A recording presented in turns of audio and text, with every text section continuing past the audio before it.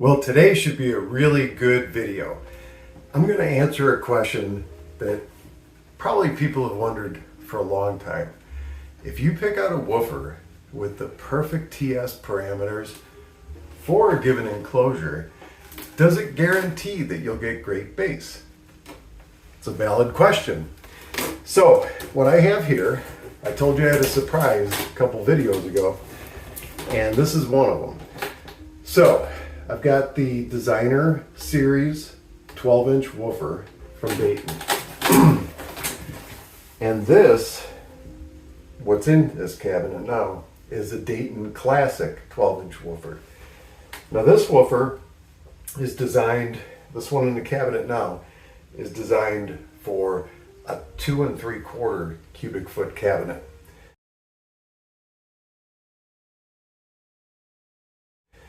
This one is 2 cubic foot without any bracing or gussets or anything else. Now this woofer from Dayton, it's double the price.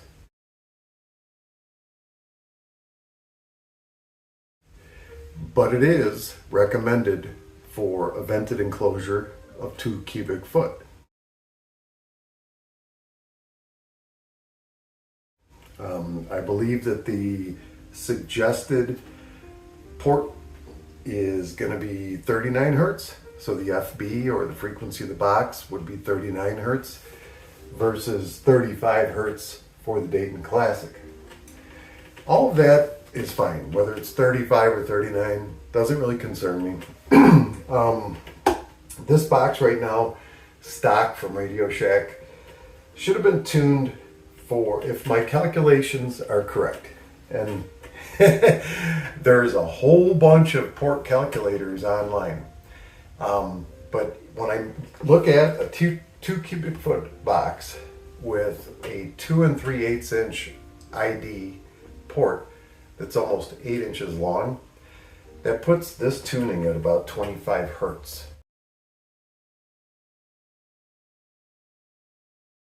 So it's actually tuned improperly for that woofer as well as this woofer. So, but I'm not going to mess with the port right now. I'm going to leave everything just the way it was. My last video, I was checking out just what these woofers do with a bunch of insulation packed in the box or not. And it's just a straight woofer running. So this is a perfect opportunity for me to take out the Dayton Classic, stick in the Dayton Designer Series, and just find out if we'll have any kind of a difference. So this should be a good one. Hang tight. I'm anxious to see what happens.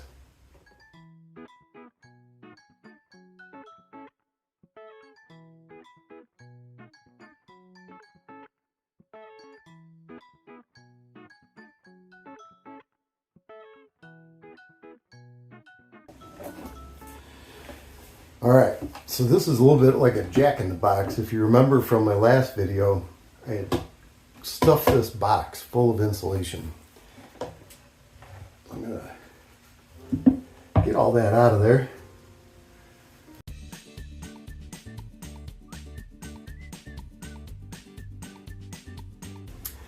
Okay, so right now this box is identical to that box. All it's got is the little bit of insulation on the back panel that came from the factory and no insulation anywhere else. And like I said, the inside of this box, it's 2 cubic feet, and I'm just running the woofer direct. So there's nothing going on with the crossover at all. Same with that speaker there. So the crossover is bypassed.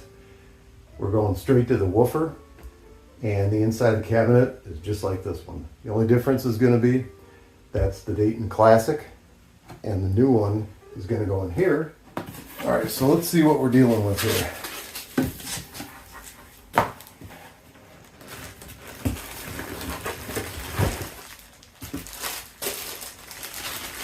All right. Well,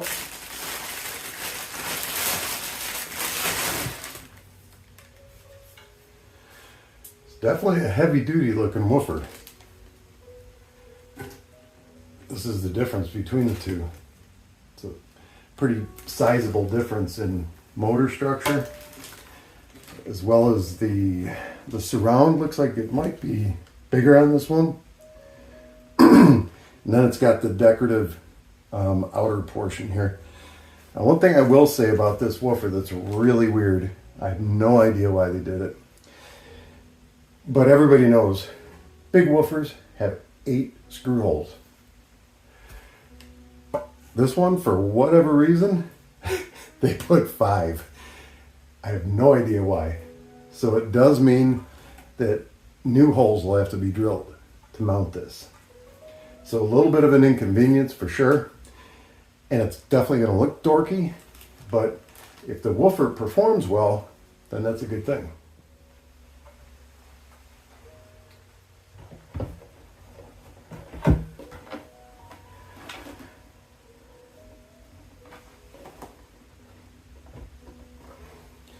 So to mount this, what I'm going to do, since it fits in the hole fine,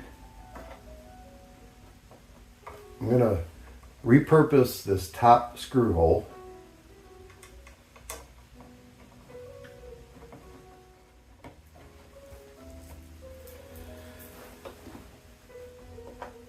Make sure it doesn't move around a whole lot. I want to make sure this thing is centered. It's pretty close. Measure up to here for sure. Yeah, now I'll center punch it.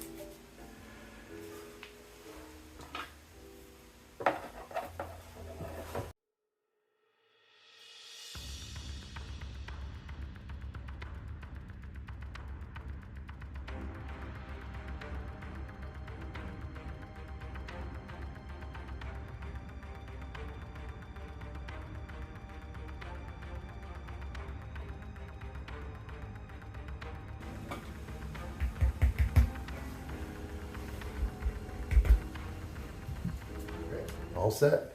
The only thing I need to do now is disconnect the big speakers that I'm listening to right now, hook up these, and then I'll go ahead and fire up OmniMic DVD so that we could do some sweeps. All right, first listen.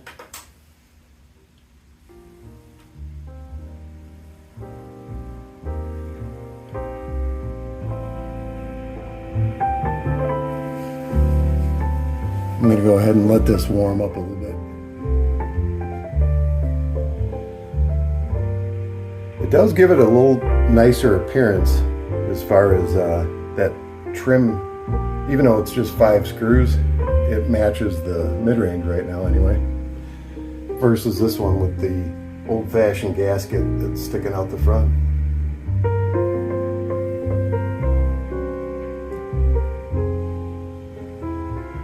It's a pretty sturdy looking woofer. Of course, so is a Dayton Classic. Let's get us set up for our frequency sweeps.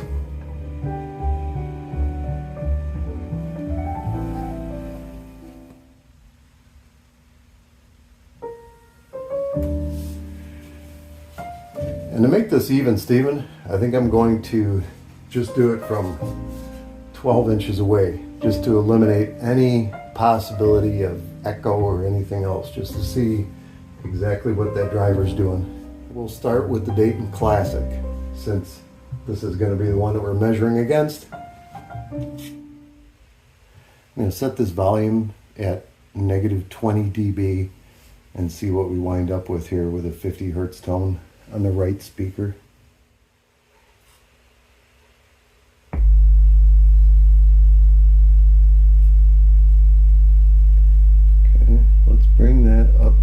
bit.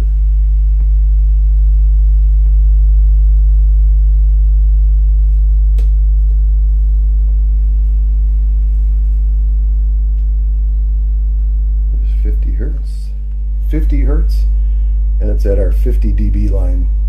So that'll be our reference point, which on my receiver is minus 12. Okay.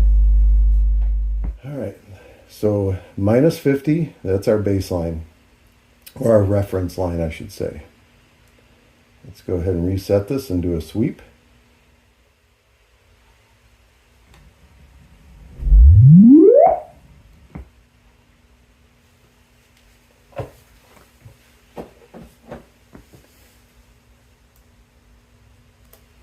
Go ahead and screenshot that guy.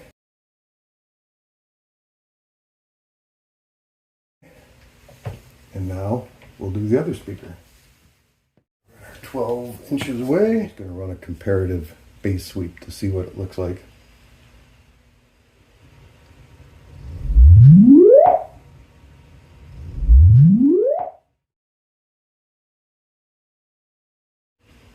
So I wonder what kind of difference there is.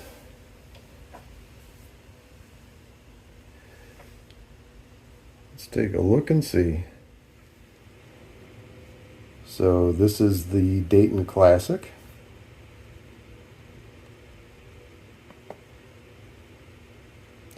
And this is the Designer Series.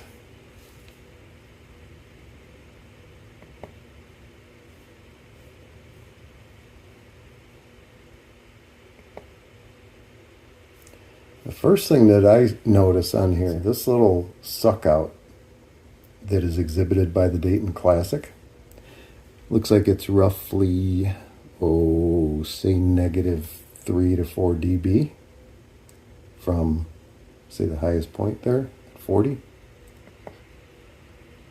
So the Designer Series definitely picks that area up. If I'm not mistaken, I believe it's bringing it up higher in sound pressure level through the rest of it as well. Let's check it out. Let's see, from say 100 to 40.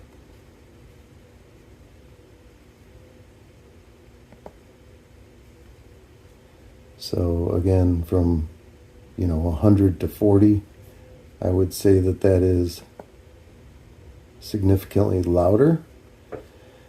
Let's go a little bit further, from 100 to 200. How are we looking? So there's a Dayton Classic, 100 to 200. It looks like at 200 it's down by nearly, about 8 dB, almost 10. And this one is down by, looks like about 8 dB. From 200 to 400, let's see what happens. So from 200 to 400, the Dayton Classic is definitely more erratic. Yeah, it's louder and it's less erratic from 200 to 400. Then from 400 to 1,000,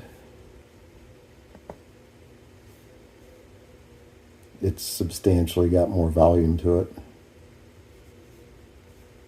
Is it smoother? Let's see.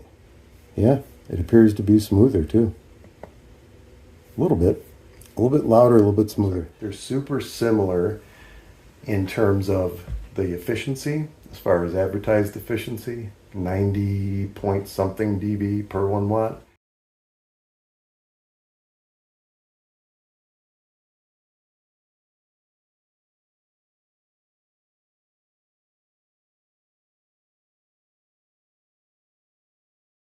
So I'm going to just see. I know that this one we have it calibrated, or we have our volume set at negative 12 dB, which results in a 50 hertz tone at negative 50 dB on my graph. So I want to see if this one does the same thing.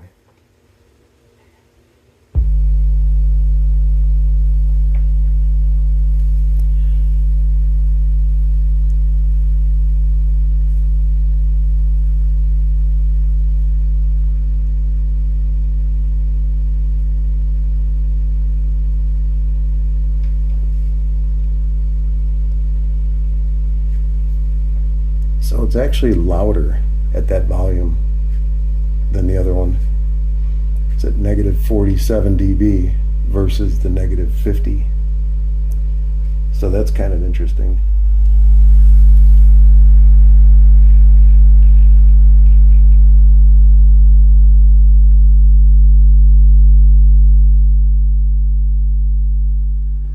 Let's see what the other one sounds like.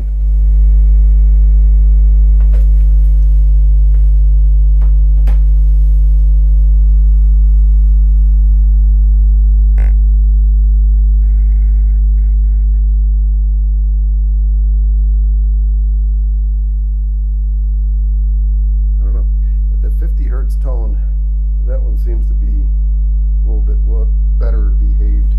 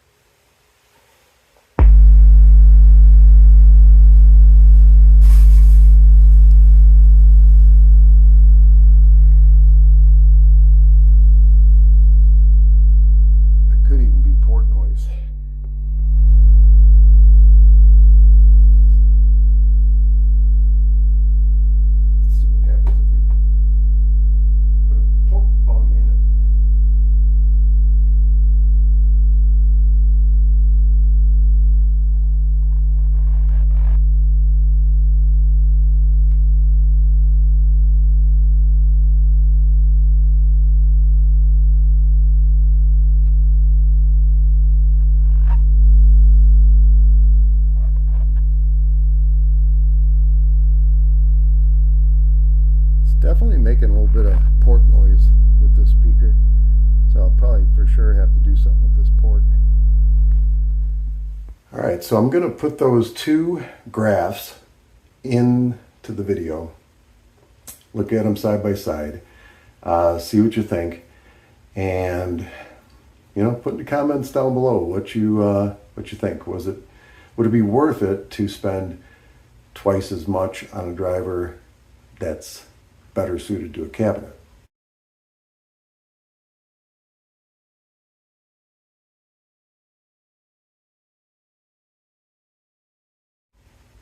Now, obviously, the second part of that, because it's not just all about the frequency response, it has to do with how does it sound. And that's something that we really can't pinpoint right now because I don't have the mid-range or tweeters hooked up. It's just pure woofers. Now we listen to a little bit of music with just the woofers to kind of see what would happen. All right, so here's what I'm going to do. I'm going to play some music over these two speakers. Now it is just the woofers. There's no crossover or anything else. Ports have not changed or nothing's changed. They're just stock cabinets with different style drivers, different style woofers in them. And I've got my mic set up behind here, just kind of in between the two speakers, so that I can kind of watch on the graph musically what these are capable of doing. All right, let's see what it looks like.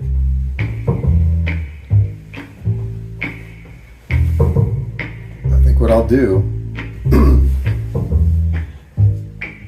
right now, both of them are playing.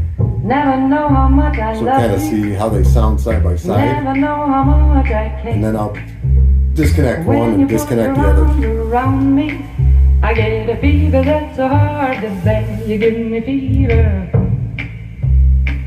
when you kiss me, fever when you hold me tight. Fever in the morning, a fever all through the night. Sun lights up the daytime, moon lights up the night. I light up when you call my name, and you know I'm gonna treat you right. You give me fever when you kiss me, fever when you hold me tight. Fever in the morning, a fever all through the night. Everybody's got the fever, that is something you all know. fever isn't such a new thing. Fever started long ago. I'm disconnecting the Dayton Classic.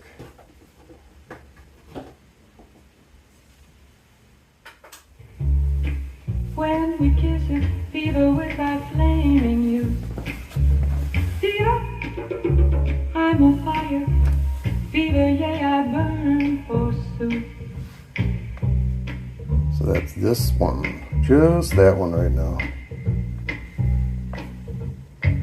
Captain Smith and Pocahontas had a very mad affair. When her daddy tried to kill him, she said, Daddy, oh, don't you dare. Let's go ahead and bump this up to negative 10 dB. With his kisses, fever when he holds me tight. Fever, I'm his missus. Daddy, won't you treat him right? Now you've listened to my story. Here's the point that I have made. Chicks were born to give you fever, be it Fahrenheit or centigrade, they give you fever. When you kiss them, fever, if you live, you learn. Fever, till you sizzle. What a lovely way to burn. What a lovely way to burn. What a lovely way to burn. What a lovely way to burn.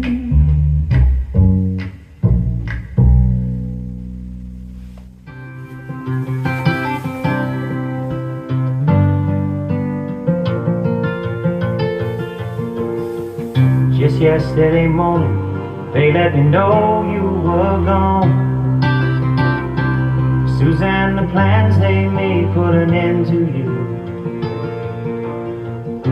I walked out this morning and I wrote down this song.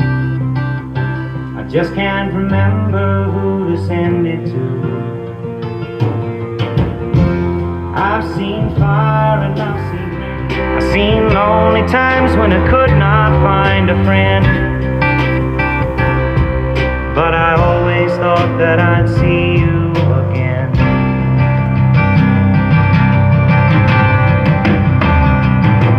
Won't you look down upon me, Jesus? You gotta help me make a stand. You just got to see me through another day. My body's aching and my time is at hand. I won't make it any other way. God knows in the cold windows it'll turn your head around. Pulling down the time on the telephone line to talk about things to come. Sweet dreams and flying machines in pieces on the ground. Oh, I've seen fire and I've seen rain. So it's the same volume. That I thought would never end. I've seen lonely times when I could not find a friend. It definitely sounds weaker. But I always thought that I'd see you, baby, one more time again. Pretty interesting.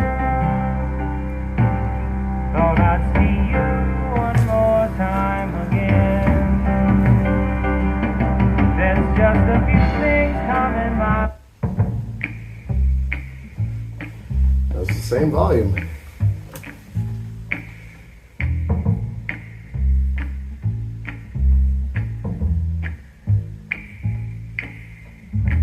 Never know how much I love you. Never know how much I care. When you put your arms around me, I get a fever that's so hard to bear. You give me So this red line moonlight is from when the other speaker, the Designer series, was playing. And you know I'm gonna treat you right. You give me fever. It's not coming anywhere near as close in terms of efficiency. So that's a good thing if it's more efficient. In the morning, a fever all through the night. Everybody's got the fever. That is something you all know. Fever isn't such a new thing. Fever started long ago. Pretty interesting. Well, it's just one more test to do, and then we'll call it a wrap. We'll go ahead and establish our 50 dB line. Except this time we're going to do it from that speaker. So I'm going to start at about, negative 20 and work my way up.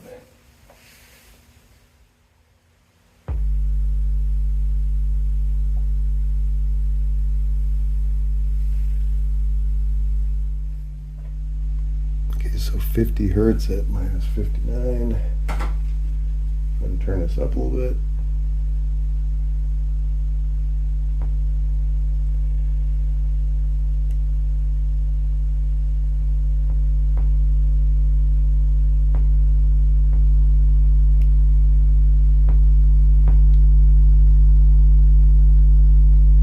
All right, so there's our 50 dB. We will run a long sweep.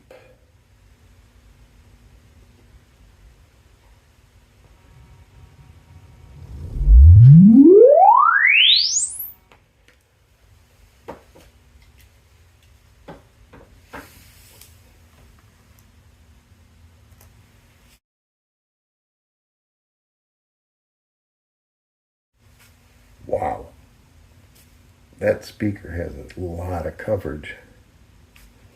This thing takes us all the way into tweeter territory.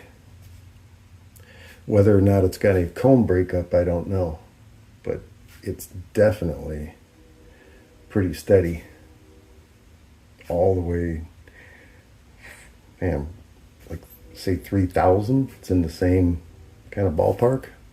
It's pretty crazy. Let's check out the Dayton Classic now.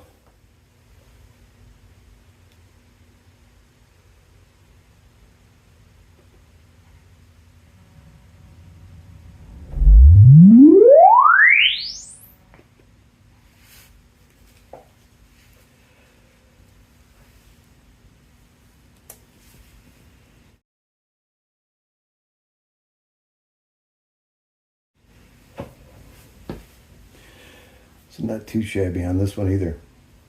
It also carries up to say 2,000, and actually this is a little bit tighter. This one does exhibit this kind of suck out here though, which is pretty odd. Let's look at these frequency responses side by side. And granted, the microphone might not be exactly in the same place, so levels might be a little bit different, but it shouldn't be a dramatic difference.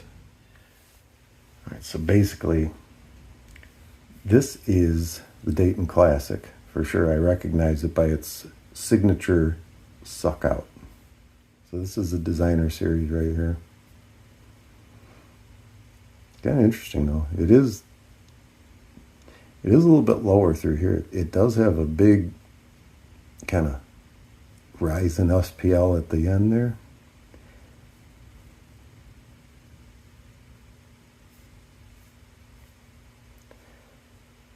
But this is really in a super audible range. This is hitting about 250 hertz. And on this one, it's not even there.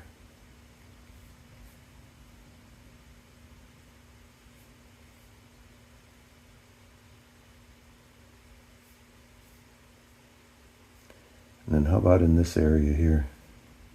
What do we get? Yeah, definitely a smoother bass roll off here.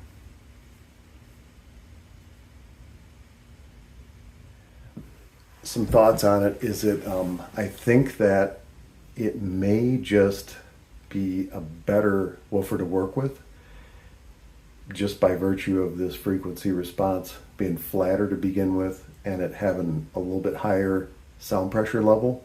That's always a good thing in the bass department. You know, we heard a lot of noise coming out of that port, so I got a feeling that the port will have to be altered for that woofer, where it wasn't as apparent with the Dayton Classic. But the question of whether or not a woofer that costs twice as much, that's designed per TS parameters, put into the same enclosure. Like, does that make a difference?